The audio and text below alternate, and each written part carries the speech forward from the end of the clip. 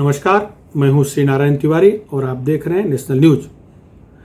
असम और मिजोरम के बीच जो दो राज्यों के बीच फायरिंग हुई, असम के 5-6 जवान मारे गए और 52 से अधिक जवान घायल हुए, सैकड़ों रहवासी, सैकड़ों स्थानीय लोग घायल हुए। यह बहुत ही निंदनीय घटना है।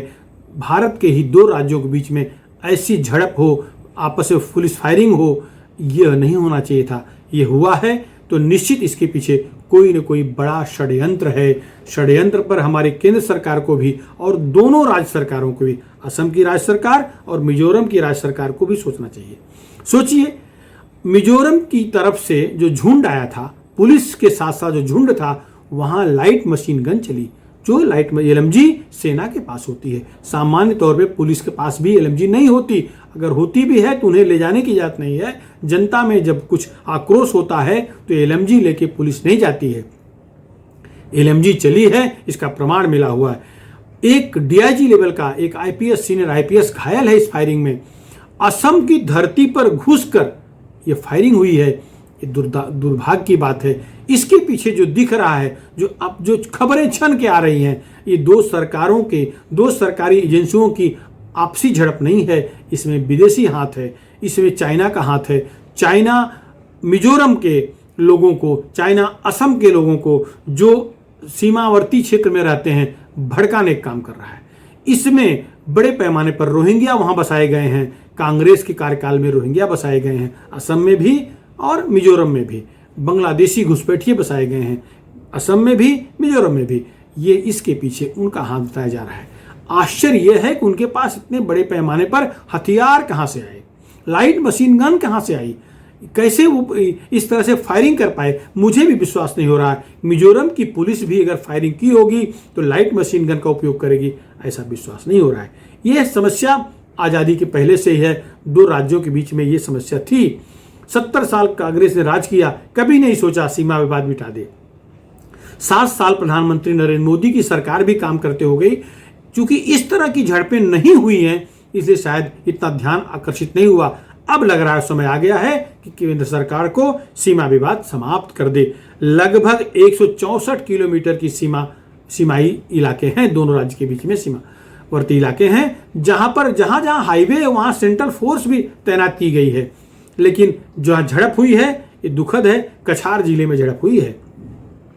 अनुमान है कि सैकड़ों की संख्या में मिजोरम पुलिस के लोग और वहां के स्थानीय लोग घुस करके असम में चले आए और यहां पर दंगा कर दिए, जिसके चलते दोनों तरफ की पुलिस को फायरिंग करना पड़ा।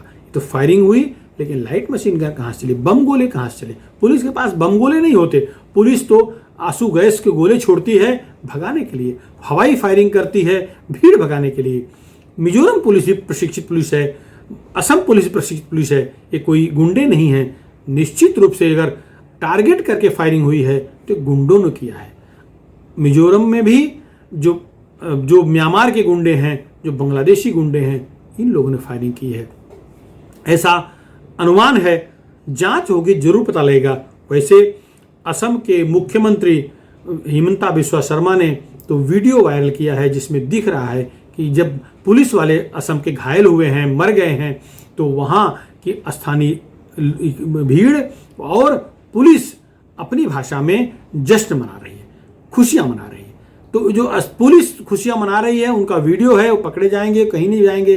लेकिन जो भीड़ है, जो झुंड है, वो भी स्थानीय नहीं कहलाने के लायक हैं। वो रोहिंग्या दिख रहे थे, बांग्लादेशी दिख रहे थे, क्योंकि स्थानीय लोग एक दूसरे के ऊपर इस तरह के फायरिंग करेंगे, ऐसा संभव नहीं है, उचित भी नहीं है।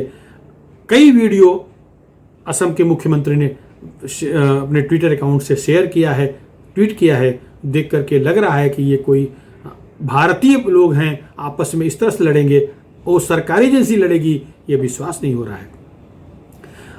उधर मिजोरम के मुख्यमंत्री जोरमथंगा ने भी ट्वीट करके कहा है कि जो एक दंपत्ति असम से मिजोरम की तरफ जा रही थी, कुछ गुंडों ने उसके साथ मारपीट की है, उनका कहना लुटेरे थे, तो क्या उचित है, ऐसा पूछा है। तो आपसे सवाल है जोरमथंगा जी कि आपके लोग, आपकी पुलिस अगर फायरिंग कर रही है तो और पुलिस को मार रही है, असम के भारतीय पुलिस को मार रही है, वो राज्य की पुलिस नहीं है, आईपीएस तो आईपीएस होता है, उसको मार रही है, तो क्या उचित है? 6 लोग मारे गए हैं पुलिस के, क्या उचित था? सैकड़ों घायल हैं, अभी तो संख्या और बढ़ सकती है क्योंकि कुछ लोग डर के मारे भाग गए हैं, प्राइवेट अस्पतालों में भाग गए हैं, जमा जाकर के दवा ले रहे होंगे, उनका भी आंकड़ा आएगा। कतई उचित नहीं था। प्रधानमंत्री और गृह मंत्री को तत्काल हस्तक्षेप करना चाहिए। अगर इस तरह की अशांति है तो दोनों ही राज्य से पुलिस रखने का अधिकार समाप्त कर देना चाहिए। केंद्र शासित राज्य जैसा कुछ सोचना चाहिए और वहां सीआरपीएफ की टुकड़ियां तैनात कर दी जाए जिनका कुछ लेना देना न हो। गलती करने वालों से ठोकें और ठोक करके जो भी कश्मीर में करते हैं वैसा करें, लेकिन नागरिक नहीं मरने चाहिए, पुलिस पर दोबारा हमले नहीं होने चाहिए। 26 जुलाई को जो शर्मनाक वारदात हुई है, इसका जितना भी निषेध किया जाए कम है। वैसे गृह मंत्री ने, अमित शाह ने दोनों राज्यों के मुख्यमंत्रियों से बात किया है। दुर्भाग्य की बात यह है कि दोनों राज्य, असम तो पूर्णतः एनडीए या भाजपा के शासित राज्य है, असम के मुख्यमंत्री भाजपा के ही नेता हैं, लेकिन मिजोरम भी एनडीए का ही अंश है। मिजोरम में भाजपा सत्ता में शामिल है, तो जो हुआ है, दोनों एनडीए पक्ष हैं, दोनों को बैठाकर समझाया जा सकता है।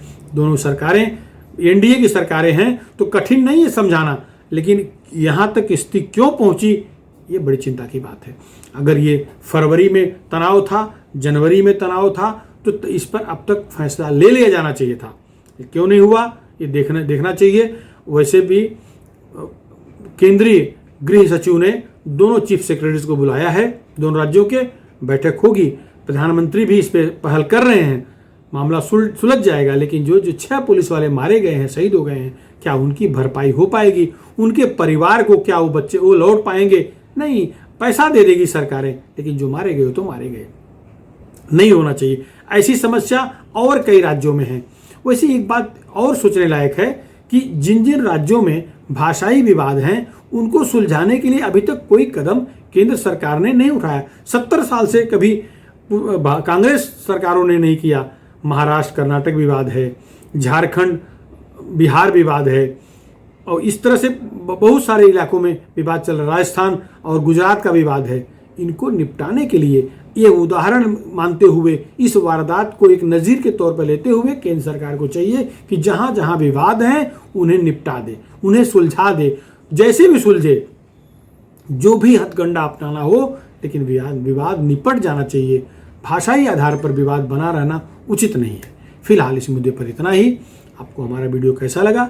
आप इसको हमारे चैनल नेशनल न्यूज़ को सब्सक्राइब कर हमारे वीडियो को शेयर करें। धन्यवाद।